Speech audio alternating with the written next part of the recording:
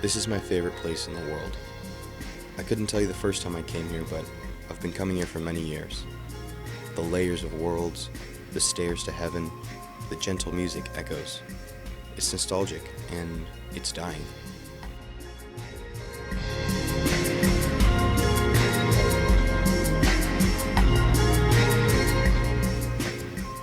Growing up, I went to the mall several times a week. My mom would take my siblings and me to just about every store in the place to find deals and browse the endless retail maze. While there, my siblings and I would play games and pretend we had been roaming the mall for years, pretending to be trudging along and out of breath. It was fun. But why can't I let these memories go? Vaporwave is a visual and musical aesthetic that seeks to answer that question. The genre is based on remixed music from the 80s and 90s, as well as corporate imagery mixed into a futuristic empty mall, palm trees, and synthetic sunsets. It's all about nostalgia. Through my teenage years, I found it to be extremely therapeutic, indulging in the feelings of nostalgia for a past I was blessed to have. As I come into my adult years, I've begun to see the monuments of the past fade away. There are several malls around where I live: Mission Viejo Mall, Laguna Hills Mall, Main Place Mall, and South Coast Plaza.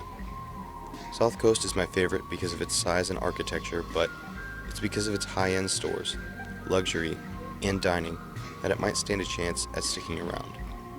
Malls are now mainly visited by people looking for an experience, which is why South Coast Plaza is still a bustling consumer space. It's all high-end stores and food. Online shopping has become the standard for most Americans. The desire to browse for items is fulfilled, so why go to the mall?